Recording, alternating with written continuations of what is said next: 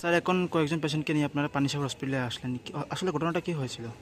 এটা আমরা একটু আগে খবর পাইছি যে এই পানিসাগর বাজারটা পাড়িয়ে যে হলিটু স্কুল এইটার পাশে দিয়ে যে রাস্তাটা ঢুকছে এদিকে ঢুকিয়া একটা গ্রামের মধ্যে কিছু মানুষের নাকি একটা পোকা বলা বা ভেঙ্গুল তারাও কইতে পারে না ঠিক পোকা অনেকজন মানুষই কামড়াইছে।